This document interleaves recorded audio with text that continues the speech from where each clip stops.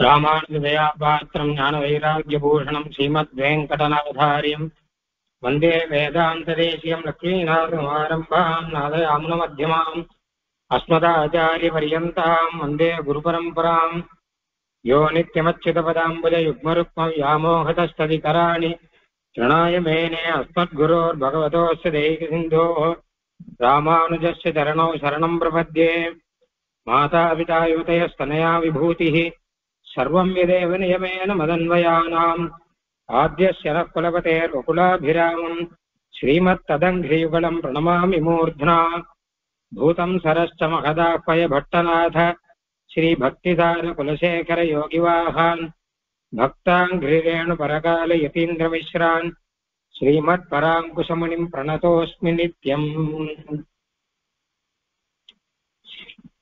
காசினியோர்தாம் வாழ கலியுகத்தே வந்துதித்து ஆசிரியப்பாவதனால் அருமறை நூல் விரித்தானை தேசிகனை பராங்குசனை திகழ் வகுளத்தாரானை மாசடையா மனத்து வைத்து மறவாமல் வாழ்த்துதுமே முன்னுரைத்த திருவிருத்தம் 100 பாட்டும் முறையின் வரும் ஆசிரியமேழு பாட்டும் மன்னிய நற்பொருள் பெரிய திருவந்தாதி மறவாதபடி 87 பாட்டும் பின்னுரைத்ததோர் திருவாய் மொழி எப்பொழுதும் பிழையராயிரத்தோடு 102 பாற்றும் இந்நிலத்தில் வைகாசி விசாகம் தன்னில் எழிற்குறுகை வருமாறாயிரங்கனியே. திருவாசிரியம் முதல் பாசுரத்திலே எம்பெருமானுடைய சயன திருக்கோலம், திருப்பார்க்கடலே எம்பெருமான் சேவை சாதிக்கும்படியாக இருக்கக்கூடிய திருக்கோலத்தை ஆழ்வாருக்கு எம்பெருமான் காட்டி தந்துருள அந்த சேவையை சேவித்த பூரிப்புடனே ஆழ்வார் ஆச்சரியமான பாசுரம் ஒன்று அருளி செய்தார். எம்பெருமானுடைய திருமேனியை நேராக வர்ணிப்பது முடியாத காரியமானபடியினாலே நமக்கெல்லாம் புரி வைப்பதற்காக ஒரு உபமானத்தை சொல்லி செக்கர்மா முகிலெடுத்து மிக்க செஞ்சுடற் பரிதி சூடி என்று ஆரம்பித்து கடலுக்கு நடுவிலே இருக்கும் மலை பச்சை மாமலை, அதற்கு மேலே இருக்கக்கூடிய சூரிய சந்திர கிரணங்கள், அந்த மலையிலே தவழக்கூடிய மேகங்கள், இதெல்லாம் சேர்ந்து எப்படி இருக்குமோ அந்த மாதிரியாக எம்பெருமான் திருப்பார்க்கடலிலே சேவை சாதிக்க கரையிலே இந்திரன், சிவன், பிரம்மன் முதலான ருத்ர தேவர்கள் எல்லாம் கைகூப்பி ஏத்தி ஸ்தோத்திரங்கள் எல்லாம் பாட எம்பெருமான் அந்த சேவையை அவர்களுக்கு கொடுத்தவன் நமக்காகவும் மூல கலந்த சேவடியோயே என்பதாக மூலகத்தையும் அளந்து அருள் செய்திருக்கிறான். அதாவது ஜெகத் சிருஷ்டி ஜெகத் ரக்ஷணம் எல்லாவற்றையும் பண்ணி இருக்கிறான் அப்படின்னு சாதித்தார். இப்படிப்பட்ட ஆச்சரியமான சேவையை சேவித்த அப்புறம் அதற்கடுத்தது என்ன வேணும் அப்படின்னு ஒரு கேள்வி வரும். பொதுவாக பெருமாளிடம் சேவித்தால் என்ன பலன் வேணும் அப்படின்னு கேட்பார்கள். இல்ல பெருமாளே கேட்பாராம், என்ன வரம் தர என்ற நம் அத்திகிரி பெருமாள் அப்படிங்கிறார். காஞ்சிபுரம் வரதராஜ பெருமாள் என்ன வரம் வேணும் அப்படின்னு கேட்பாராம் நம்ம கிட்ட. மற்ற பெருமாளுக்கும் வரதராஜ பெருமாளுக்கும் அதுதான் வித்தியாசங்கிறார். மற்ற பெருமாள் கிட்ட நாம் போய் கேட்கணும் எனக்கு என்ன வரம் வேணும், அவர் நம்ம கிட்ட கேட்பார் உங்களுக்கு என்ன வரம் வேணும் அப்படின்னு. நாம கேட்பதற்கு முன்னாடி அவர் நம்மிடம் கேட்பார் அப்படிங்கிறார். அந்த மாதிரி பெருமாளிடம் ஏதாவது கேட்கணும். அப்படி இல்லாட்டா கூட இப்படிப்பட்ட ஒரு சேவையை சேவித்த பிறகு நாம் எல்லாம் என்ன பண்ணுவோம் கேட்டா, பெருசா வரமெல்லாம் கேட்க மாட்டோம். கோயிலுக்கு போய் பெருமாள் எல்லாம் சேவிப்போம், கை கூப்புவோம், பிரதட்சணம் பண்ணுவோம், ஸ்தோத்திரங்கள் சொல்லுவோம், அப்புறம் ஆத்துக்கு வந்துடுவோம். அதுக்கப்புறம் அந்த விஷயம் மறந்து போச்சு, அதோட முடிஞ்சு போச்சு. அது ஒரு தினப்படி காரியத்திலே அது ஒரு சின்ன பகுதி அப்படிங்கிறது மட்டும்தான். அதுக்கப்புறம் ஆத்துக்கு வந்துட்டா ஆத்துல நிறைய விஷயங்கள் எல்லாம் இருக்கு, எத்தனையோ விஷயங்கள்லாம் இருக்கு, நமக்கு எத்தனையோ கடமைகள்லாம் இருக்கு. அதனால ஒரு கொஞ்ச நாள் எம்பெருமானுடைய அனுபவத்தோடு விட்டு விடுவோம். அந்த மாதிரி விடக்கூடிய விஷயம் இல்லை இப்போ ஆழ்வாருக்கு. ஆழ்வார் பகவத் அனுபவம் மட்டும் தவிர வேற எதுவுமே இல்லாம இருக்கக்கூடிய நிலையிலே இருக்கிறவர், யோகத்துல இருக்கிறவர். அவருக்கு இந்த சேவை சேவித்த உடனே இதை விட்டுட்டு வேற சிந்தை எதுவுமே கிடையாது அப்படிங்கிற ஒரு எண்ணம் ஆழ்வாருக்கு பூர்த்தியாக இருக்கான். அதனால பெருமாளை சேவித்து அதுக்கப்புறம் என்னன்னு கேட்டா உபநிஷத்துல ஒரு விஷயம் சொல்றான். எம்பெருமானை புரிஞ்சுக்கணும். முதல்ல புரிஞ்சுட்டா அதுக்கப்புறம் என்னன்னு கேட்டோம்னா தியானம் பண்ணணும். முதல்ல சிரவணத்தினால புரிஞ்சுக்கணும், ஆச்சாரியன்ட்ட கேட்டு புரிஞ்சுக்கணும், மனனத்தினால சரியா புரிஞ்சுக்கணும். அதுக்கப்புறம் என்ன கேட்டா தியானம் பண்ணணும். தியானம் பண்ணின பலனா என்ன வரும்னா பரபக்தி, பரஜானம், பரமபக்தி எல்லாம் வரும். அதாவது எம்பெருமானிடம் அளவு கடந்த பிரீத்தி அப்படிங்கிறது வரும். தியானம் பண்ண பண்ண பண்ண அளவு கடந்த பிரீத்தி வந்து இந்த எம்பெருமானை விட்டுட்டு வேற விஷயம் எதுவுமே வேண்டாம் அப்படின்னு அந்த எம்பெருமானை அடைவதற்கான துடிப்புன்னு ஒண்ணு வரும். அதுதான் பரபக்தி, பரஜானம், பரமபக்தி அப்படிங்கிறது. அந்த துடிப்பெல்லாம் வந்தப்புறம் அந்த எம்பெருமானை அடைவார்கள் தியானம் செய்வார்கள். இப்பொழுது ஆழ்வார் எம்பெருமானுடைய ஆத்மஸ்வரூபத்தை அந்த மாதிரி அனுபவிக்கிற, எம்பெருமானுடைய திருமேனியை, திவ்யமான திருமேனியை அனுபவித்துக் கொண்டிருக்கிறார். அந்த திருமேனி வந்தப்புறம் அதுலயும் பரபக்தி, பரஜானம், பரமபக்தி எல்லாம் வர முடியுமா அப்படின்னா அதெல்லாம் வருது. அந்த திருமேனியிடமே பரபக்தி, பரஜானம், பரமபக்தி எல்லாம் ஆழ்வாருக்கு வர அந்த திருமேனியே பரம புருஷார்த்தமாக நாம் அனுபவிக்கணும் அப்படிங்கிற எண்ணம் ஆழ்வாருக்கு வருதான். எப்படியானால் தியானம் பண்றவர்கள்லாம் ஆத்மஸ்வரூபத்தை விசேஷமாக அனுபவித்து அதில் பிரீத்தி வைத்து அதில் பரபக்தி எல்லாம் வைத்து அதையே பிராபியமாக நினைக்கிறார்களோ, அந்த எம்பெருமானை அடைய வேண்டும் மோட்சத்திலே நினைக்கிறார்களோ, அது மாதிரி ஆழ்வார் எம்பெருமானுடைய திருமேனியே விசேஷமாக வைத்து அதிலேயே ஈடுபட்டு அதிலேயே பரபக்தி, பரஜானம் அப்படின்னா அளவு கடந்த ஆசைன்னு அர்த்தம். அளவு கடந்த ஆசை, அளவு கடந்த மோகம், விருந்து இருக்க முடியாத நிலை, இதெல்லாம் தான் பரபக்தி, பரஜானம், பரமபக்திங்கிறதெல்லாம். அதை பெற்று இந்த திருவேணியை சேவித்துக் கொண்டு இருப்பதே போரும், வேற என்ன வேணும் அப்படிங்கிற நிலையில இருக்க. அதனால வேதாந்தம்ங்கிறது ஆழ்வாருக்கு எம்பெருமானுடைய திருமேனி விஷயத்துல இருக்கு. இதனாலே வேற எதுவுமே வேண்டாம் அப்படிங்கிற நிலையில இதையே பரம பிராபியமாக, இதையே பரம புருஷார்த்தமாக ஆழ்வார் நினைக்கிறார். அதை இந்த இரண்டாவது பாட்டிலே அந்த தன்னுடைய அனுபவத்தை சொல்லுகிறார். பெருமாளை நேரே சேவிக்கிற அனுபவம் அப்படின்னு ஒண்ணு, பெருமாளை சேவித்து முடித்தப்புறம் அதை நாம் சொல்லுகிற அனுபவம். அந்த சேவிச்சு முடிச்சப்புறம் கோயிலிருந்து வெளியில வந்தப்புறம் சில சமயம் திருப்தி வரும்.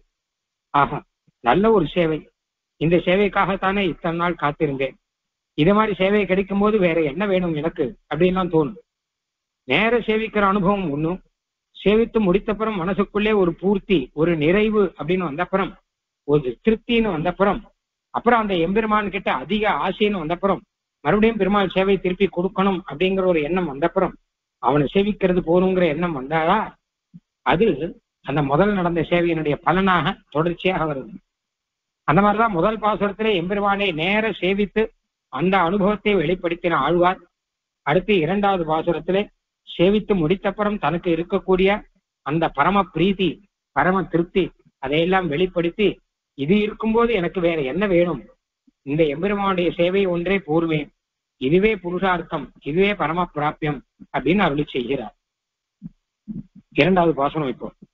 உலகு படைத்துண்ட எந்தை அரை கடல் சுடர் பூந்தாமரை சூடுதற்கு அவாவருயிரி உயிருருகியுக்க நேரிய காதல் அன்பில் இன்பியின் தேரல் அமுத வெள்ளத்தானாம் சிறப்பு விட்டு ஒரு பொருட்கு அசைவோர் அசைக திருவொடு மருவிய இயற்கை மாயா பெருவிரல் உலகம் மூன்றினொடு நல்வீடு பெறினும் கொள்வதென்னுமோ தெள்ளியோரு குறிப்பே.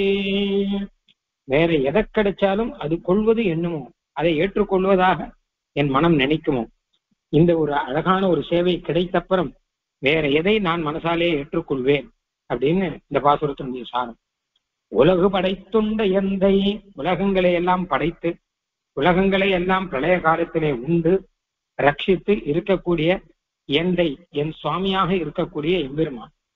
அரை கடல் சுடர் பூந்தாமரை சூடுதற்கு, அவனுடைய திருவடி அது அரை கடல், அரைனா அரைகின்ற சப்தமிடுகின்ற திருக்கடல் அப்படிங்கிற ஆபரணத்தை உடைய திருவடி. அந்த திருவடிதான் ஜொலிக்கும்படியான அழகிய தாமரை பூ போல இருக்கக்கூடிய திருவடி.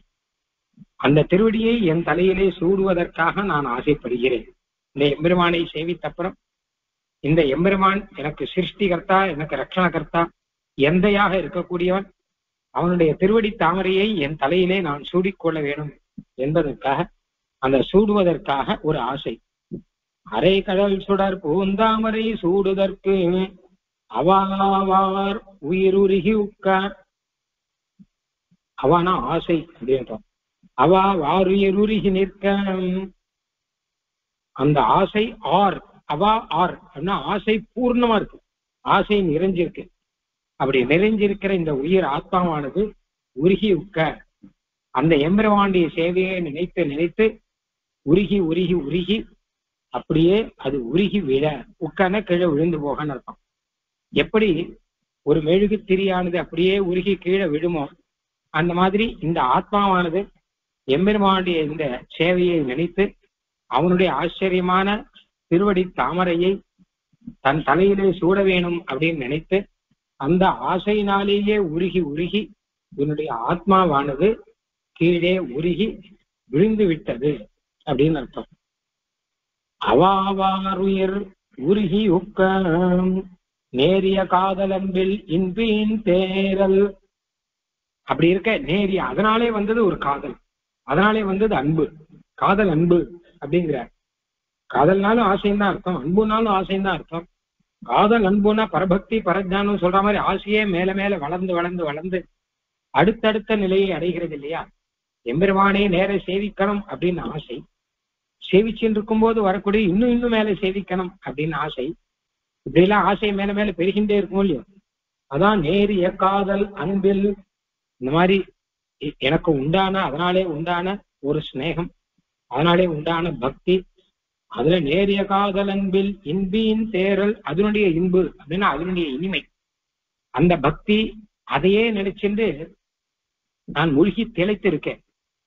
பெருமாள் கிட்ட மூழ்கி தெளித்து இருக்கிற மாதிரி அவன் இந்த பெருமானிடம் எனக்கு வந்திருக்கக்கூடிய அந்த பக்தி, அந்த பிரீதி, அதிலேயே நினைத்து நினைத்து அதிலேயே நான் ஊறி அந்த இனிமையிலேயே திளைத்து இருக்கிறேன். இன்புயின் தேரல், இன்புனா இனிமைன்னு அர்த்தம். நேரிய காதல் அன்பில் இன்பின் தேரல், அந்த இனிமையிலேயே இருந்து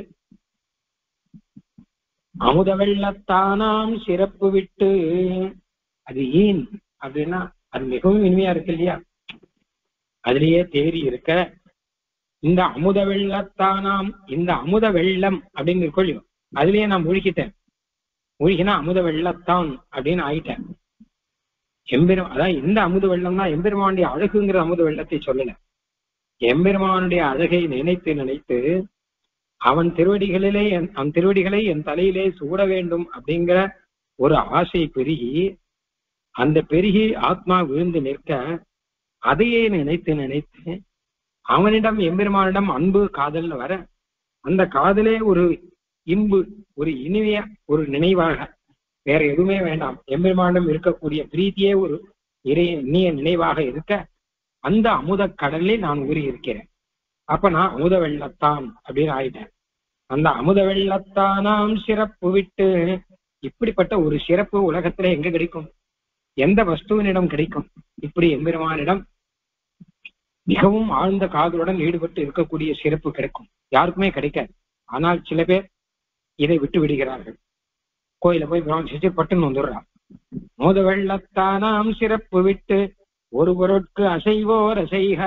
இருக்கா திரும்பி வந்து என்ன பண்றப்போ அப்படின்னு கேட்டா, எனக்கு ஒரு காரியம் இருக்கு, எனக்கு வேகமா ஒரு காரியம் ஒண்ணு இருக்கு, நான் சீக்கிரம் ஆத்துக்கு போகணும் அப்படின்னு சொல்லிட்டு நேர போய் விடுகிடு 2 பிரதட்சணம் பண்ணி பெருமானை பார்த்து கை கூப்பிட்டு சீக்கிரம் ஆத்துக்கு போகணும், ஒரு காரியம் இருக்குன்னு சொல்லிட்டு நேர ஆத்துக்கு வந்துடுறோம். அதான பண்ணிட்டு இருக்கோம் நம்ம. ஒரு பொருட்கு, ஏதோ ஒரு சின்ன புருஷார்த்தத்துக்கு, ஏதோ ஒரு பலன், ஏதோ ஒரு காரியம், அதுக்காக அசைவோர் அப்படின்னா பாடுபடுவோர், அசைக பாடுபடுக. இல்ல அமுத வெள்ளத்தானாம் சிறப்பு விட்டு ஒரு பொருட்கு அசைவோர் அசைக. அமுத வெள்ளத்தானாக இருக்கக்கூடிய எம்பெருமான் இல்ல அந்த அமுதக்கடலில் மூழ்கி இருக்கக்கூடிய ஒரு சிறப்பு நமக்கு, இந்த சிறப்பை விட்டு விட்டு ஒண்ணுமில்லாத ஏதோ ஒரு பொருள், அந்த பொருள் எனக்கு முக்கியம் அப்படின்னு நினைச்சுட்டு கிடுகிடுன்னு வேகமா ஓடி வந்து அதற்காக பிரயத்தனங்களை எல்லாம் பண்ணி ஒரு ஆத்துக்கு வந்தா என்ன கேட்டேன்னா, ஆட்சி பசிக்கிறது, சாப்பிடணும், சீக்கிரம் போய் ஆத்துல போனா இட்லி கிடைக்கும், தோசை கிடைக்கும் அப்படின்னு சொல்லிட்டு ஓடி வந்துடுற முடியும் நம்ம. அப்போ ஒரு பொருட்கு அசைவோர் அசைக, இந்த பகவத் அனுபவத்தை விட்டுட்டு ஏதோ ஒரு சின்ன புருஷார்த்தத்துக்காக அதுக்காக பிரயத்தனப்பட்டு கஷ்டப்படுபவர்கள் நீங்கள்லாம் அப்படியே இருந்துக்கோங்க ஆழ்வார் விட்டுட்டார். ஒரு பொருட்கு அதெல்லாம் அசையட்டும், அலையட்டும், அலைந்து திரியட்டும். அப்புறம் உமக்கு என்ன கேட்டா, தெருவோடு மருவிய இயற்கை மாயா பெருவிரல் இலகம் மூன்றினோடு நல்வீடு வெறினும் கொள்வதென்னுமோ தெள்ளியோரு குறிப்பே. எனக்கு எது கிடைச்சாலும் வேண்டாம். இட்லி தோசைன்னு இல்ல, பைசாங்கிறது இல்ல, இல்ல வேற ஏதாவது போகங்கள் எதுவும் இல்லை. எது கிடைச்சாலும் எனக்கு வேண்டாம். திருவோடும் அருவிய இயற்கை, நல்ல திருவோடு கூட, திருனா ஐஸ்வர்யம், நல்ல ஐஸ்வர்யத்தோடு கூட, இயற்கைனா அதுவே ஒரு சுபாவம். நல்ல ஐஸ்வர்யம், ஸ்திரமான ஐஸ்வர்யம், அத அனுபவிச்சுட்டு இருக்கிறதே ஒரு சுபாவம் நமக்கு, அதுவே வாழ்க்கை அப்படின்னு சொல்ல முடியாத ஒரு நிலை. திருவடும் அருவிர இயற்கை மாயா பெருவிரல் உலகம். ஐஸ்வர்யம் கிடைச்சதுனால அந்த ஐஸ்வர்யத்தை அனுபவிக்கும்படியான ஒரு ஆரோக்கியம். மாயானா மாயாத, அழியாத, பெருவிரல்னா நல்ல பலம்னு அர்த்தம். அதாவது ரெண்டு, எல்லாரும் ஆசைப்படுறது ரெண்டு. ஒண்ணு ஐஸ்வர்யம், ரெண்டாவது ஐஸ்வர்யத்தை அனுபவிப்பதற்கு ஆரோக்கியம். ரெண்டு வேணும் இல்லையோ? ஐஸ்வர்யம் இருந்து ஆரோக்கியம் இல்லைன்னா பிரயோஜனம் இல்லை, ஆரோக்கியம் இருந்து ஐஸ்வர்யம் இல்லைன்னாலும் பிரயோஜனம் இல்லை. இப்ப ரெண்டும் இருக்கு. திருவோடும் அருவிய இயற்கை மாயா பெருவிரல், அழியாத ஒரு பெருவிரல்னா பெரிய பலம்னு அர்த்தம். உலகம் மூன்றினோட நல்வீடு வெறினும், அப்படி எல்லாம் இருக்கக்கூடிய ஐஸ்வர்யம். எவ்வளவு பெரிய ஐஸ்வர்யம்னா, உலகம் மூன்றினோடு, மூன்று லோகமும் எனக்கு கிடைக்கிறதுன்னு வச்சுக்கோங்க. மூணு லோகத்துக்கும் நீதான் ராஜா அப்படிங்கிற மாதிரி ஒரு ஐஸ்வர்யம். அது கிடைச்சாலும் வேண்டாம். உலகம் மூன்றினோடு நல்வீடு வெறினும், இல்ல நல்ல மோட்சமே கிடைக்கட்டுமே. இந்த உலகத்தை எல்லாம் விட்டு விட்டு சீவைகுண்ட லோகம் அப்படின்னு மோட்சம்னா அதுவும் எனக்கு வேண்டாம். மாயா பெருவிரல் உலகம் மூன்றினோடு நல்வீடு பெறினும் கொள்ளுவது என்னமோ தெள்ளியோ ஒரு குறிப்பே. அந்த வீடே மோட்சமே கொடுத்தா கூட கொள்வது என்னமோ, அதை ஏற்றுக்கொள்வதை எண்ணுமோ, நினைத்து பார்ப்பேனோ, நினைக்குமோ. எது நினைக்கணும்? தெள்ளியோர் குறிப்பு. நல்ல பெரியோர்களுடைய, தெள்ளியோர்னா நல்ல ஞானிகள், அவருடைய குறிப்புனா அபிப்பிராயம். நல்ல ஞானிகளுடைய மனசு இருக்கே, அந்த மனசானது மோட்சமே கொடுத்தா கூட அதை நினைச்சு பார்க்குமா? ஏன்னா இப்படிப்பட்ட அமுத வெள்ளத்தானாம் சிறப்பு விட்டுன்னு சொல்லி பகவத் அனுபவத்திலே, இப்பொழுது இந்த சமயத்திலே பகவத் அனுபவத்திலேயும் அந்த அனுபவத்தாலே வந்த பிரீத்தியினாலேயும் பக்தியினாலேயும் அதனுடைய இனிமையிலே மூழ்கி இருக்கக்கூடிய தெள்ளியோர் குறிப்பு, மகான்களுடைய ஒரு அபிப்பிராயம், ஒரு நல்ல எண்ணமானது, இதை விட்டு விட்டு நீ மூணு லோகத்தையும் சேர்த்து வைத்து திருவடும் அருவிய இயற்கைன்னு அதே புருஷார்த்தமாக நல்ல ஐஸ்வர்யத்தோடு கூட்டி கொடுத்து இதையும் வைத்துக்கொள், மூணு லோகத்தையும் வைத்துக்கொள், அதற்கு மேற்பட்ட மோட்சத்திலே சீவைகுண்ட லோகம் அதையும் வைத்துக்கொள்னு சொன்னா கூட அதை நினைச்சு கூட பார்க்க மாட்டார்கள் தெள்ளியோர்கள், நல்லவர்கள். ஏன்னா இப்படிப்பட்ட சிறப்பை விட்டுட்டு அது வேணுமா? மோட்சத்திலையும் இதுதானே வரப்போறதுன்னா, மோட்சத்துல வருது, இதை விட்டாதானே அது வரும். இப்போ எம்பெருமான் கிட்ட பரபக்தி பரஜானத்துடன் ஈடுபட்டு கொண்டிருக்கக்கூடிய, மறுபடியும் சொல்ற பரபக்தி பரஜானம் அந்த தியானத்தை பத்தி சொல்ல, இங்க எம்பெருமான் திருமேனியிலே ஈடுபட்டு அதுல வரக்கூடிய பிரீத்தி, அந்த பிரீத்தியிலே வரக்கூடிய இனிமையை சொல்லிட்டு இருக்கேன். இதுல ஈடுபட்டு கொண்டு இருக்கக்கூடிய இதை விட்டு விட்டு அப்புறம் மோட்சம் என்னையா வேண்டி இருக்கிறது? இதை விட்டாதானே அது வேணும் மோட்சங்கிறது. எனக்கு அது வேண்டாம். எனக்கு மட்டுமல்ல, தெள்ளியோர் குறிப்பு, நல்ல ஞானிகள் அவ இதை விட்டுட்டு அதுல போய் ஈடுபடுவாளா? அவ மனசு அதை நாடி நிற்குமா அப்படிங்கிற. இதனாலே இந்த இரண்டாவது பாசுரத்தாலே முதல் பாசுரத்திலே இருந்த பகவத் அனுபவங்கிறது நீடித்து அதுவே பிரீத்தி ரூபமாக மாறி, நேர சேவித்ததுங்கிறது நீடித்து பிரீத்தி ரூபமாக மாறி அந்த பிரீத்தியினுடைய இனிமையை ஆழ்வார் அனுபவித்து இதை பாடுகிறார் அப்படின்னு தெரிகிறது. கத்தியத்திலே பரபக்தி பரஜான பரமபக்திங்கிறத பரிபூர்ண அனவரத நித்திய விசதமா அப்படி எல்லாம் சொல்லும் போது, அந்த பரபக்தி பரஜானம் பரமபக்திங்கிறது உபாய நிலையிலே மூணு விதமா இருக்கு, பிராப்பிய நிலையிலே மூணு விதமா இருக்கு. ஏன்னா பிராப்பியத்திலையும் சாதிக்கிறாரு அனன்ய கைங்கரிய பிராப்தியபேட்சையான வருவாங்க. பிராப்தியில பரபக்தி பரஜான பரபக்தினா எப்படி இருக்குன்னு கேட்டா, எம்பெருமானை சேவித்தல், சேவித்த அப்புறம் இந்த சேவிப்பே நிலையாக எனக்கு நீடித்து நிற்க வேண்டுவே அப்படிங்கிற எண்ணம், இதெல்லாம் தான் பரபக்தி பரஜானம். நேர பார்க்கறது மட்டும் இல்லாமல் அதுவே தொடர்ந்து தொடர்ந்து இருக்கணும், அதுக்கு விச்சேதம் வரக்கூடாது அப்படின்னா அதுலயே ஊறி இருக்கணுங்கிற எண்ணம் தான் வருவான்.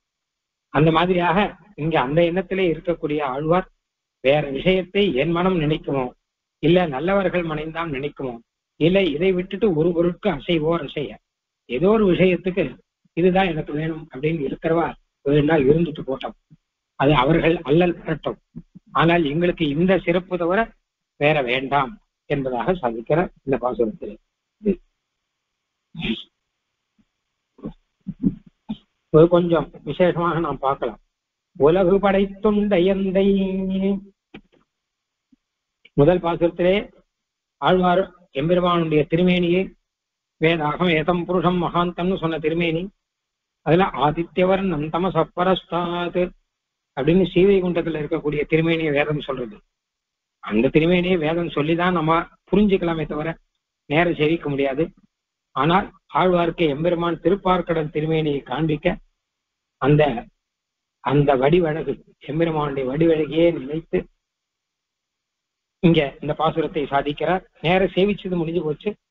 முடிஞ்சப்புறம் அதனுடைய இனிமையிலே ஈடுபட்டு ஆழ்வார் சாதிக்கிறார் அப்படிங்கிறத பார்த்தோம். உலகு படைத்துண்ட எந்தை ஊழிதோர் ஊழி அப்படின்னு, உலகு படைத்து உண்ட எந்தை, உலகத்தை எல்லாம் சிருஷ்டித்தவன் அப்படிங்கிறத தன்னுடைய திருமேனியிலே எம்பெருமான் நாபி கமலத்தின் மூலம் காட்டி அருளினான். தன்னுடைய சங்கல்பத்தினாலேயே சிருஷ்டித்தான். அதை நாபி கமலத்தின் மூலம் காட்டி அருளினான் போன பாட்டுல பார்த்த முடியும். அதனால் சங்கல்பத்தினாலேயே எல்லா வஸ்தையும் சிருஷ்டி உலகு படைத்து, அது மட்டுமில்லாம் உண்ட, பிரளய காலத்திலே மொத்தத்தையும் தன் திருவயிற்றுக்குள்ளேயே வைத்து, மறுபடியும் சிருஷ்டி காலத்திலேயே படைத்து, மறுபடியும் பிரளய காலத்திலேயே தன் திருவயிற்றுக்குள்ளேயே வைத்து, இப்படி எல்லாம் உலகத்தை எல்லாம் ரட்சித்த எந்தை எனக்கு சுவாமியானவன் அப்படிங்கிறார். உலகு படைத்துண்ட எந்தை, அதாவது எம்பெருமான் சிருஷ்டி செய்கிறவன், எம்பெருமான் ரக்ஷகன், பிரளய காலத்திலே கூட ரட்சித்தவன் அப்படிங்கிறதெல்லாம் தெரியும்படியான ஒரு திருமேனி இப்ப செவிச்சிருக்கார். இப்போ செவிச்ச திருமேனி சாதாரண திருமேனி கிடையாது. நாபி கமலத்துல பிரம்மாவோட கூட இருக்கக்கூடிய ஒரு அற்புதமான ஒரு திருமேனியை செவிச்சிருக்கார். அப்போ அந்த திருமேனி மூலம் ரெண்டு விஷயம் தெரியுது ஆழ்வார்க்கு. ஒண்ணு, இவன் உலகு படைத்துண்டவன் அப்படின்னு ஒண்ணு. இரண்டாவது, எந்தை, எனக்கு சுவாமி, என்னுடைய சுவாமி அப்படின்னு. ஏன்னா உலகு படைத்துண்டவன் எங்கேயாவது இல்லாமல் எனக்கு அந்த திருமேனியோடு சேவை சாதித்து எனக்கு அந்த விஷயத்தை புரிய வைக்கும்படியாக, தேவர்கள்லாம் கைதொழும்படியாக, இவன் சர்வஸ்மாத் பரனாக, எல்லாரை காட்டிலும் உயர்ந்தவனாக எம்பெருமான் இப்படி ஒரு சேவை சாதித்தானே, அப்ப இவன் என் தந்தை, மற்றெல்லாம் இருக்கட்டும், எனக்காக இப்படி ஒரு சேவை சாதித்தான் இல்லையா? அதனால எம்பெருமானுடைய சௌலபியமும் எம்பெருமானுடைய பரத்துவம் தெரியும்படியா இருக்கான். சௌலபியத்தையும் பரத்துவத்தையும் வேதங்கள்லாம் எத்தனை சொன்னாலுமே இங்க நேர பார்க்கும்படியாக இருக்கு. அதனால தன்னுடைய அபிமானத்தாலே கூட தனக்கு இந்த சேவை சாதித்தபடினாலே தன்னுடைய அபிமானத்தாலே எந்தை அப்படின்னு சாதிக்கிறார். முன்னாடி மூவுல கலந்த சேர்வடியோயே அப்படின்னு பொதுவா சொன்ன விஷயம் அது. மூணு உலகத்தையும் அளந்து எல்லாருக்கும் சேஷத்த ஞானத்தை உண்டாக்கினவனேன்னு சொன்னார். இப்ப அந்த உலகத்திலையும் குறிப்பாக எனக்கு சுவாமியாக இருந்தவனே அப்படிங்கிறத இங்க எந்தை அப்படிங்கிறதுல அனுபவிப்பார். உலகு படைத்துண்ட எந்தை, இந்த எம்பெருமான் அரை கடல் சுடர் பூந்தாமரை சூடுதற்கு அவாவாருயர் உருகி உக்க, அரை கடல் சுடர் பூந்தாமரை சூடுதற்கு, இந்த எம்பெருமானுடைய திருவடியை தன்னுடைய சிரஸ்னாலே தாங்கணும் அப்படிங்கிறதுக்கு நான் ஆசைப்பட்டு இருக்கேன். ஒரு பக்கம் ஒரு பிரகாசம், இன்னொரு பக்கம் ஒரு சப்தம், எல்லாம் இருக்கான்.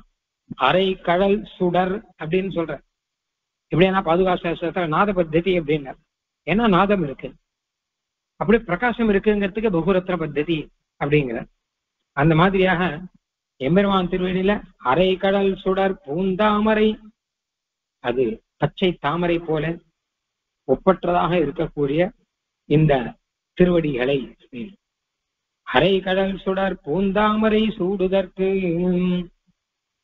தாமரைன்னு சொன்னபடினாலே பரம போக்கியம் அப்படின்னும், மிருதுவாக இருக்கக்கூடியது அப்படின்னும், அழகாக இருக்கக்கூடியது அப்படின்னும், குளிர்ச்சியாக இருக்கக்கூடியது அப்படின்னும், நமக்கெல்லாம் சூடுவதற்கு ஏற்றதாக இருக்கக்கூடியது அப்படின்னும் இத்தனை விஷயங்கள் எல்லாம் அப்படியே நினைச்சு பார்க்கிறார்.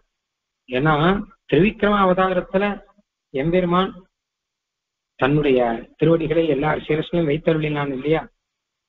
அப்போ அந்த திருவடியை நான் மறுபடியும் சூடுவதற்கு அவாவாருயர் உருகி ஒக்க, ஆசையிலே ஆர்ந்து இருக்கக்கூடிய என்னுடைய உயிர் உருகி நிற்க. ஆறுயிர் அவானா ஆசைப்படுகிற ஆறுயிர் என்ன, தன்னுடைய உயிரை ஆறுயிர்னு சொல்றாள், அப்படி வச்சுக்கலாம். இல்லாட்டா அவாவினாலே ஆர்ந்த பூர்ணமான உயிர் என்னுடைய ஆத்மா அப்படின்னு அர்த்தம் வச்சுக்கலாம். இந்த ஆசை பூர்ணமா இருக்கு, அவனுடைய திருவடியை என் தலையிலே சூட வேண்டும் அப்படின்னு. எந்த திருவடி அப்படின்னு கேட்டான்னா உலகத்தை அளந்த திருவடி. அந்த பூந்தாமரை திருவடி என் தலையிலே சூட வேண்டும். அதாவது சீதை குண்டத்துக்கு போனா முதல்ல பண்ற காரியம் என்னன்னு கேட்டா பெருமாள் திருவடிகளை தன் தலையிலே சூடிக்கொள்வாங்க. கதா புனசங்க ரதாங்க கல்பக துவஜாரவிந்தாங்குஷ வஜ்ரலாஞ்சனம் திரிவிக்ரம சரணாம்புஜத்வயம் மதிய மூர்தானம் அலங்கரிஷதி அப்படின்னு ஆள வந்தார். இந்த பாசுரத்தை வச்சுதான் சாதிச்சிருக்கணும்.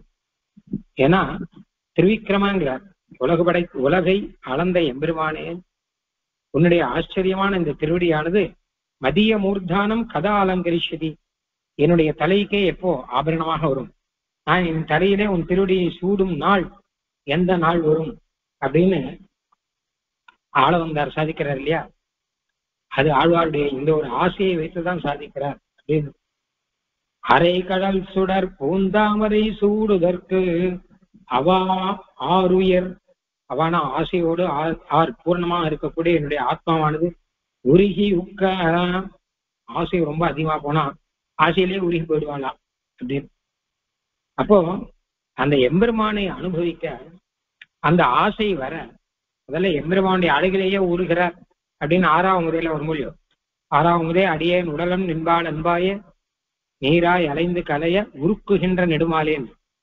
6வது பெருமானை சேவித்து என்னுடைய உடல் உருகுகிறதுங்கிறார். இங்க இந்த பெருமானை சேவித்து அவனுடைய திருவடி தாமரை சூட வேண்டும் என்கிற ஆசையினாலே என்னுடைய உயிரே உருகி நிற்கிறது. ஆத்மா கூட உருகுமானா அப்படின்னு கேட்டா ஆத்மவஸ்து திரவ திரவியமாயி அப்படிங்கிறார். ஆத்மவஸ்து கூட அந்த மாதிரி உருகிற திரவியமா ஆயிடும் போல இருக்கு. ஏன்னா ஆத்மா உருகுகிறது அப்படின்னு ஆழ்வார்கள்லாம் கூட அங்கங்க பாடுறாங்க அந்த இடத்துல. உருகா நிற்பர் உருகி நிற்பர்லாம். அப்போ உருகா நிற்பர் நீராயெல்லாம் வரும் இல்லையோ. இதெல்லாம் என்ன அர்த்தம் கேட்டான்னா ஆத்மா தன்னுடைய நிலைமையெல்லாம் மறந்து எம்பெருமானுக்கே சேஷங்கிற நிலையிலேயே அப்படியே இருந்து மற்றதை மறந்து தன்னுடைய சொரூபத்தையே மறந்து இருக்க முடியாத ஒரு நிலை. அவாவாறு உருகி உக்க ஏறிய காதல் அன்பில் இன்பின் தேரல், அதனாலே வந்தது அந்த ஆசையினாலே விளைந்தது என்னன்னு கேட்டா காதல் அன்பு அப்படின்னு. எம்பெருமானோட சேர்ந்து முதல்ல காதல் அப்படிங்கிறது, அவனோடு சேர்ந்து அதனால வந்த பிரீத்தி. அன்பு அப்படிங்கிறது அந்த பிரீத்தி மிகவும் மிகவும் அதிகமாக இருக்கக்கூடிய நிலை அப்படின்னு. ஏன்னா எம்பெருமானோட பழக பழக பழக ஆசைங்கிறது நல்லா வருமா, நல்லா பழகினாதான் ஆசைங்கிறது வரும். அவாவாறு உருகி யுக்க நேரிய காதல் அன்பில் இன்பின் தேரல், அந்த அன்பினுடைய இன்பு இனிமை அப்படின்னு அர்த்தம்.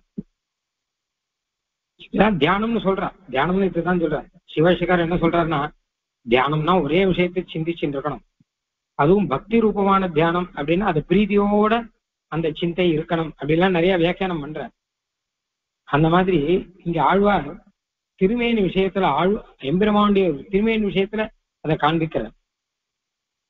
நேரிய காதல் அன்பில் இன்பு ஈன் தேரல், இன்புனா இனிமை அப்படின்னு அர்த்தம். நேரிய காதல் அன்பில் இன்பின் தேரல், ஈன் தேரல் அப்படிங்கிறதுக்கு அர்த்தம் சொல்லிச்சு. ஈன்னா மறுபடியும் இனிமையான அர்த்தம், தேரல்னா தேறி இருக்கக்கூடிய விஷயம் அர்த்தம், அதாவது ரசமான விஷயம் அர்த்தம். அமுத வெள்ளத்தானாம் சிறப்பு விட்டு என்ன சாத்தங்கன்னா அமிர்த சமுத்திரம் இருக்குள்ளி, அந்த அமிர்த சமுத்திரத்தை கடைந்து அதிலிருந்து சாரமான அமிர்தத்தை எடுத்தால் அல்லவா, அதே போல இங்கே கடைந்து கடைந்து கடந்து எடுத்தது என்னன்னு கேட்டா நேரிய காதல் அன்பில் இன்பு ஈன் தேரல். தேரல்லாம் தேறி எடுத்தது, சாரமாக எடுத்தது, இனிமையான சாரமாக எடுத்தது. சமுத்திரத்திலே இனிமையான சாரமாக அமிர்தத்தை எடுத்தா போரே, இங்கே அமுத வெள்ளம் அப்படின்னா எம்பெருமானை அனுபவித்தலாகிற அமுத வெள்ளம் அதனுடைய பாரம சாரமாக தேறி எடுத்தது என்னன்னு கேட்டா நேரிய காதல் அன்பு, அந்த அன்பின் இனிமை அப்படிங்கிறது. நேரிய காதல் அன்பில் இன்பின் தேரல் அமுத வெள்ளத்தானாம் சிறப்பு விட்டு, அது அமுத வெள்ளம். அதுதான் வேதத்தை சொல்லச்சு ஆனந்த சாகரா, ஆனந்தமயா அப்படிங்கிறார். ஆனந்தமயமாக இருக்கக்கூடியது அப்படிப்பட்ட அமுத வெள்ளத்தான். அமுத வெள்ளம்ங்கிறது பகவத் அனுபவம். பகவத் அனுபவம் இல்ல, பகவத் அனுபவத்திலே இருக்கக்கூடிய பிரீத்தி அப்படிங்கிற சாகரம், அந்த வெள்ளத்திலே மூழ்கி இருக்கக்கூடியவன் அமுத வெள்ளத்தான். அப்படி அமுத வெள்ளத்தானாக இருக்கக்கூடிய இந்த சிறப்பு, இந்த பெருமை இந்த பரபக்தி பரஜானம் இதையெல்லாம் விட்டு அமுத வெள்ளத்தானாம் சிறப்பு விட்டு ஒரு பொருட்கு அசைவோ ரசைக, வேறொரு விஷயத்துக்காக கஷ்டப்படுறவா கஷ்டப்படட்டும், அல்லல் படுவா அல்லப்பட்டும், போடுறவா போகட்டும், ஓடுறவா ஓடட்டும். ஒரு பொருள்னு சொல்ல, அது என்ன பொருள்னு கூட சொல்லல. இதை விட்டுட்டு மற்ற பொருள் அது என்னவா இருந்தா என்ன, அது என்ன பைசாவா இருந்தா என்ன, ரத்னமா இருந்தா என்ன, வீடா இருந்தா என்ன, இல்ல சாப்பாடுற வஸ்துவா இருந்தா என்ன, எதுவானா என்ன, இந்த அமுத வெள்ளத்தானாம் சிறப்பிட்டு மத்த ஏதோ ஒரு விஷயம் சரி என்ன போப்பா போ, நீ முதல்ல ஆளு விடு, நீ போ அப்படின்னு சொல்லிட்டா. இல்ல நான் எதுக்காக நான் சொல்ற விஷயம்னா, எந்த விஷயமானாலும் இதை பார்க்கும்போது அது ஏதோ ஒரு வஸ்து தான், அதனால அதுக்கு சொல்லும்படியா இல்லைன்னு அர்த்தம். இதை விட்டுட்டு இனி பெற நினைப்பதற்கே அதை என்னன்னு சொல்லும்படியா இல்லாது, ஏதோ ஒண்ணு சரி போ, ஏதோ ஒண்ணு பண்ணிக்கோ அப்படின்னு சொல்றாரு. அந்த மாதிரி ஏதோ ஒரு வஸ்துக்காக ஓடுறவா, அது தர்மமோ அர்த்தமோ காமமோ எப்படி வேணா வச்சுக்கோங்க, ஒரு பொருட்கு அசைவோர் அசைக, அதுக்காக பிரயத்தனப்படுறவா படுங்க. எனக்கு என்ன கேட்டா பிரயத்தனப்படாமல் இந்த அனுபவம் கிடைச்சிருக்கு. ஏன்னா எம்பெருமான் காட்டி தந்தருள இந்த அனுபவம் கிடைச்சிருக்கு. அதெல்லாம் நீங்க கஷ்டப்பட்டு சம்பாதிக்கணும். பைசானா கஷ்டப்பட்டு தானே சம்பாதிக்கணும், இல்ல போக்கிய வஸ்துக்கள்லாம் கஷ்டப்பட்டு தானே சம்பாதிக்கணும். கஷ்டப்பட்டு சம்பாதிக்காதபடி எம்பெருமான் தானே இந்த ஆச்சரியமான சேவையை எனக்கு கொடுக்க, அமுத வெள்ளத்திலே நான் மூழ்கி இருக்கச்ச இதை விட்டு விட்டு கஷ்டப்பட்டு சம்பாதிக்க வேண்டிய ஒரு விஷயத்துல ஓடுறாளே, ஓடட்டும். அமுத வெள்ளத்தானாம் சிறப்பு விட்டு ஒரு பொருட்கு அசைவோர் அசைக, கிளேசோமோ அதிக தரஸ்தேஷாம் பகவத்கீதையில கண்ணன் சொல்றான். ரொம்ப கஷ்டப்பட்டுதான் சம்பாதிக்கிறான். அவ்யக்தா சக்த சேதசாம் அவ்யக்தா ஹி கதிர் துக்கம் தேகவத் தீரவாக்கியதே அப்படின்னு ரொம்ப கஷ்டப்பட்டுதான் அவெல்லாம் சம்பாதிச்சுக்கிறான்னு வரும் அதுல. அது மாதிரி கஷ்டப்பட்டு சம்பாதிச்சுக்கோங்க நீங்கள்லாம். திருவோடும் அருவிய இயற்கை உங்களுக்கு எப்படி கேட்டா, நகலா சத்துக்கள் மாதிரி நல்லவாள் மாதிரி, நீங்க எதை கொடுத்தாலும் வேண்டாம்னு சொல்லுவோம். திருவோடும் அருவிய இயற்கை, திருவுனா ஐஸ்வர்யம், ஐஸ்வர்யத்தோடு மருவின சேர்ந்தே இருக்கக்கூடிய, ஐஸ்வர்யத்தோடு சேர்ந்தே இருந்து அதுவே இயற்கை, அதுவே சுவாவம். ஏதோ கொஞ்ச நாள் சேர்ந்து இருந்து விட்டான்னு இல்லாமல் ஐஸ்வர்யத்தோடு சேர்ந்து இருக்கதே வாழ்வு அப்படின்னு அதுவே யாத்திரையாக அதுவே வாழ்வாக கிடைச்சுன்னு வச்சுக்கோ. திருவோடு மருவிய இயற்கை மாயா பெருவிரல் உலகம் மூன்றினோடு நல்வி, மாயா பெருவிரல் அழிந்து போகாத ஒரு ஆரோக்கியம், பலம் அர்த்தம். அதான் ஆரோக்கியம். நான் முதலே சொன்னேன், ஆரோக்கியம் இருந்தாதான் ஐஸ்வர்யம், ஐஸ்வர்யத்துக்கு பலன் உண்டு. ஐஸ்வர்யம் இருந்தாதான் ஆரோக்கியத்துக்கு பலன் உண்டு. வேதத்துல மானுஷ ஆனந்தகான்னு ஒண்ணு சொல்ற. ஒரு மனுஷனுடைய ஆனந்தம் அப்படிங்கிறது எப்படி இருக்கும் அப்படின்னு கேட்டான்னா, சொல்றார், யுவா சியாத் சாது யுவா ஜாயகா ஆசிஷ்டோ திருடிஷ்டோ பலிஷ்டா தஸ்யேயம் பிருத்திவி சர்வா வித்தஸ்ய பூர்ணா ஸ்யாத் சயேகோ மானுஷ ஆனந்தா. ஒரு மனுஷனுடைய நல்ல பரிபூர்ண ஆனந்தம் எப்படி இருக்குன்னா, யுவா சியாத், அவன் யுவாவா இருப்பான், இளைஞனாக இருப்பான், அவனை சேர்ந்தவர்கள்லாம் இளைவனாக இருப்பார்கள், அவனுடைய சிஷ்யர்கள் கூட இளைவனாக இருப்பார்கள். ஆசிஷ்டோ திருடிஷ்டோ பலிஷ்டா, நல்லா பூர்ண ஆயுஷோடு கூட திருடமாக பலத்தோடு கூட நல்லா சாப்பிட முடியும்னு அர்த்தம். ஆசிஷ்டாங்கிறதுக்கு அந்த ஒரு அர்த்தம் உண்டு. அசனசீலா, எதை எடுத்தாலும் இது சாப்பிடக்கூடாது, இது சாப்பிடக்கூடாது, இது உடம்புக்கு ஒத்துக்காது, அது இதுக்கு ஒத்துக்காதுன்னு இல்லாமல் எல்லாத்தையும் சாப்பிடலாம், எல்லாத்தையும் அனுபவிக்கலாம் அப்படிங்கிற நிலை. தஸ்யேயம் பிருத்திவி சர்வா வித்தஸ்ய பூர்ணா ஸ்யாத். அவனுடைய ஐஸ்வர்யம், பூமியில எவ்வளவு தூரம் அவனுக்கு சொத்துனா, இந்த பூமி மொத்தமே அவனுடைய சொத்து தான் அப்படின்னு ஒருத்தனுக்கு இருந்தால் மனுஷனுக்கு ஆனந்தம்னு சொல்லலாம்ங்கிறது. அந்த மாதிரி திருவடும் அருவிய இயற்கை மாயா பெருவிரல் ஐஸ்வர்யத்தோடு மொத்தம் வேதம் சொன்ன மாதிரி அங்க எப்படி ஆரோக்கியத்தையும் ஐஸ்வர்யத்தையும் சேர்த்து காமிக்கிறது பாருங்க. இளமை, ஆரோக்கியம், ஐஸ்வர்யம் எல்லாத்தையும் சேர்த்து காமிக்கிறது. அதே மாதிரி எல்லாம் சேர்ந்து வந்தாலும் மாயா பெருவிரல் உலகம் மூன்றினோடு, அப்படிப்பட்ட உலகம் மூன்றும் கிடைச்சது. 3 லோக ஐஸ்வர்யம் மொத்தமும் கிடைச்சிருக்கு. அது மட்டும் இல்ல, நல்வீடு விரினும் 3 உலகம் கிடைச்சாலும் வேண்டாம், அதுக்கு மேல மோட்சமே கிடைச்சாலும் வேண்டாம். நல்வீடு, நல்ல மோட்சம், கைவல்யம் ஒண்ணு இருக்கு, அதுக்கு வேண்டவே வேண்டாம். நல்வீடு, கைவல்யத்தை காட்டிலும் உத்தமமா இருக்கக்கூடிய நல்ல மோட்சம் அப்படிங்கிறது இருக்குள். நல்வீடு பெரினும், அதுவே கிடைத்தாலும் கொள்ளுவது என்னமோ தெள்ளியோ ஒரு குறிப்பே, இதை ஏற்றுக்கொள்வதாக நினைத்து பார்ப்பார்களா அப்படின்னு. நீ இதை ஏன்னு கேட்டா, நீ இதை விட்டுட்டு தானே அதை பிடிக்கணும். எம்பெருமானை அனுபவித்து இங்கே சேவித்து அந்த அமுத வெள்ளத்திலே மூழ்கி இருக்கக்கூடிய இதை விட்டு விட்டு அப்புறம் நான் உனக்கு மோட்சம் தரேன், ஏத தேக அவசானே, இந்த சரீர அவசானத்துல மோட்சம் வேணும், அதெல்லாம் இருக்கட்டும், இப்ப இதை விடுவதற்கு மனசு இல்லை அப்படின்னா ஒரு வேடிக்கை ஒண்ணு சொல்றார். ஆசைப்பட்ட உடம்பை ஒழிய வேறொரு உடம்பை கொண்டு போய் அனுபவிக்கும் அதாகையாலே வெளியின்றது அவ்வுடம்போடு இருக்க செய்தே அப்படின்னு. எந்த உடம்புல நம்ம பெறணும்னு ஆசைப்படுறோமோ அது இல்லாம அடுத்த உடம்புல என்ன பிரயோஜனம்? பெருமாள் சொல்ற ஒரு வரம் கொடுக்குற, உனக்கு நல்ல வரம் கொடுக்குறேன், அடுத்த ஜென்மத்துல நீருனா எனக்கு என்னது, இந்த ஜென்மத்துல என்னாச்சு, அடுத்த ஜென்மத்துல கிடைக்கும்னா அது வேண்டாம். அந்த மாதிரி நான் இந்த உடம்புல இருந்து கொண்டு இப்ப பெருமாள் அனுபவிச்சுட்டு இருக்கேன், நீ இதை விட்டுட்டு வந்தானா ஏதோ தேக அவசானத்துல வேற ஒரு உடம்பு கிடைக்கும், அங்க பெருமாள் அனுபவிக்கிறேன்னா அந்த கதையெல்லாம் வேண்டாம். எனக்கு இப்ப இருக்கிற இதை விட்டுவிட நான் எதுக்கு அங்க போகணும்? இதை காட்டணும் அதுல என்ன அப்படின்னு வசதி இருக்கு, இந்த சிறப்பை விட அங்க என்ன சிறப்பு இருக்கு? இங்க இருக்கக்கூடிய பரபக்தி பரஜானத்தை விட, அதாவது இங்க ஆழ்வார் சொன்னார் இல்லையா, இங்கே இருக்கக்கூடிய ஒரு இனிமை இதை விட வேற என்ன இருக்க முடியும்? அதனால இந்த உடம்போட நான் அனுபவிக்கும்படியாக எனக்கு இந்த பாக்கியம் இருந்தா போதும். கொள்வது என்னமோ தெள்ளியோ ஒரு குறிப்பே. ஆனா கூட சில பேர் அதுன்னு ஓடுறாளேன்னு கேட்டா, ஓடுறவா ஓடட்டும், தெள்ளியோ ஒரு கல்வி, நல்லவர்கள், நல்ல மனம் படைத்தவர்கள், அதாவது சுத்தமானவர்கள் அர்த்தம். தெள்ளியார் பலர் கைதொழும் தேவனார் வள்ளல் வாளிரெஞ்சோலை மணாளனார் ஆட்சியார் சொல்றார். தெள்ளியார்கள் சுத்தமானவர்கள். இங்க சாதிக்கிற சாரா சார விவேகம் பண்ணி இருப்பார்கள் சொல்றார். அதாவது சுத்தம்னா என்ன அர்த்தம் கேட்டா, எது நல்லது எது கெட்டதுன்னு தெரிஞ்சவா, தேவையானா கண்டது முன்னாடி ஓடிட்டு இருக்க மாட்டா, நல்ல சாஸ்திரங்கள் எல்லாம் படிச்சு சாரா அசாரம், எது சாரம் எது அசாரம் அப்படின்னு தெரிஞ்சவா இதை விட்டுட்டு அதற்கு ஆசைப்படுவாளா அப்படின்னு அர்த்தம். சாராசார விவேகஜா கரீயாம் சோ விமத்சராக பிரமாண தந்திரா சந்தீதி கிருதோ வேதார்த்த சங்கிரகா. வேதார்த்த சங்கிரகத்துல சீபாஷகார கடைசியில் ஒரு ஸ்லோகம் சாதிக்கிறார். வேதார்த்த சங்கிரகம் யாருக்காக பண்ணார் அப்படின்னு கேட்டா, தெள்ளியோருக்காக பண்ணேன். சாரம் எது அசாரம் எது எல்லாம் தெரிஞ்சுட்டா போருமா, எது சாரம் எது அசாரம் அப்படின்னு விவேகம் பண்ணக்கூடியவர்கள் யார் இருக்காளோ அவளுக்காக பண்ணது இந்த வேதார்த்த சங்கிரகம் அப்படின்னு சாதிக்கிறார். ஏன்னா அவாதான் அதை அனுபவிப்பாள். இல்லாட்டா எல்லாரும் ஒரு வேதாந்தம் சொல்ற மாதிரி இவரும் பாஷ்யக்காரும் ஒரு வேதாந்தம் சொல்றார், சங்கராச்சாரியும் ஒரு வேதாந்தம் சொல்றார், அத்வாச்சாரியும் ஒரு வேதாந்தம் சொல்றார், ஒருத்தர் ஒன்னொன்னு சொல்றான். அவ அதெல்லாம் படிப்பான், இவனுக்கு ஞானம் வளர்றது இல்லையா, அவர் இப்படி சொல்றார் இவர் எப்படி சொல்றார் அவர் எப்படி சொல்றாரு அதே சொல்லிட்டு இருப்பான். அதுல எது சாரமோ அதை எடுத்து இப்படி அனுபவிக்கணும் அப்படி அனுபவிக்கணும் இல்லையா.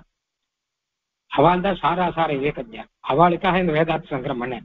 வெறும கதை சொல்லிட்டு போறதுக்கு இல்லை. ராமானுஜர் இதை சொன்னார், சங்கர் அதை சொன்னார், தன்னுடைய ஞானத்தினாலே எல்லாத்தையும் தெரிஞ்சுட்டு அந்த ஞானத்தை வெளிப்படுத்தி கொண்டு இருப்பதற்காக இல்ல. இந்த வேதார்த்த சங்கரம் பண்ணா இது சாரங்கிறதை எடுத்துக்கொண்டு பகவத் அனுபவத்தை பெற வேண்டியவர்கள் இருப்பார்கள், தெளியவர்கள், அவர்களுக்காக வேதார்த்த சங்கரம் பண்ணேன்னு பாஷ்யக்காரர் சாதிக்கிறார்.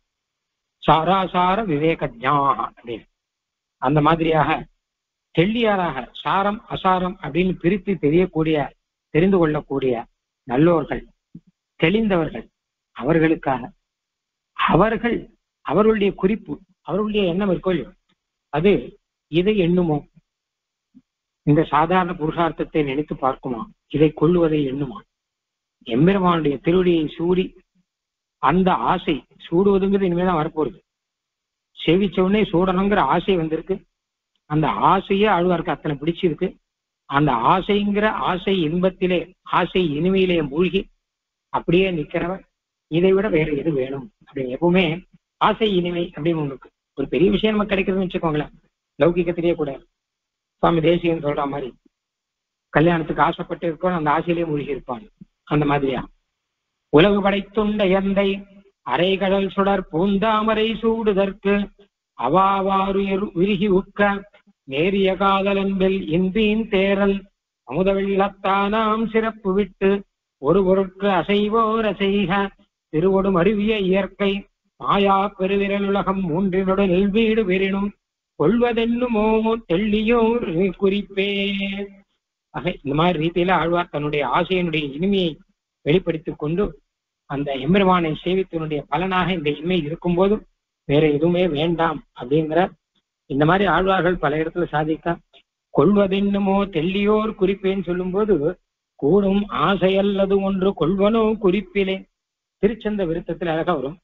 கேடில் சீர் வரத்தனாய் கெடும் வரத்தயனரன் நாடினோடு நாட்டமாயிர தன்னாடு நன்னிலும் வீடதான போகமெய்தி விற்றிருந்த போதிலும் கூடும் ஆசை அல்லதொன்று கொள்வனோ குறிப்பீரே. கூடும் ஆசை அல்லது ஒன்று கொள்வனோ குறிப்பீரே. நல்லவர்களோட சேர்ந்து இருக்கணும், பெருமானோட சேர்ந்து இருக்கணும். அதை தவிர வீடதான போகமெய்தி விற்றிருந்த போதிலும் வேற எது கொடுத்தாலும் கொள்வனோ குறிப்பிலே, என் மனசுல இதை ஏற்றுக்கொள்வனா அப்படின்னு திருச்சந்த விருத்தத்திலே இதை வைத்துதான் ஆழ்வார் அங்க இல்ல திருமிசை ஆழ்வார் அவர் முன்னாடி சாதிச்சிருக்கார். ஆழ்வார்கள் 2 பேரும் இந்த விஷயத்தை சாதிச்சிருக்கா அப்படின்னு வச்சுக்கலாம். நான் அதை குறிப்பாக கொள்வனோன்னு திருமிசை ஆழ்வார் சொல்றாரு இல்லையா, அதை வைத்துதான் ஆழ்வார் தெள்ளியோர்னு சொல்றார். திருமிசை ஆழ்வார் தான் தெள்ளியோர். ஏன்னா சாராசார ஏகம் தெரிஞ்சவர். எல்லாத்தையும் விட்டுட்டு தெய்வம் மற்றல்லால் பல சமயங்கள் தெரிந்துங்கிற எல்லா சமயங்களையும் தெரிந்து கொண்டு எல்லாத்தையும் விட்டுட்டு நாராயணன் கிட்ட வந்தவர் அவர். அவரை தான் தெள்ளியோர். அவருடைய குறிப்பானது வேற எதையாவது கொள்ளுவது என்னமோ செல்லியோர் குறிப்பே. அந்த திருமிசை ஆழ்வாரோட அதே பாவத்திலே நம்மாழ்வார் இருக்கிறபடினாலே இவரும் கொள்வது என்னமோ தெல்லியோர் குறிப்பே என்பதாக சாதிக்கிறார். அடுத்தது 3வது பாசனம் நாம் அடுத்த நாள் பார்க்கலாம். ஆழ்வார் எம்பெருமானார் தேசிகன் திருவடிகளே சரணம்.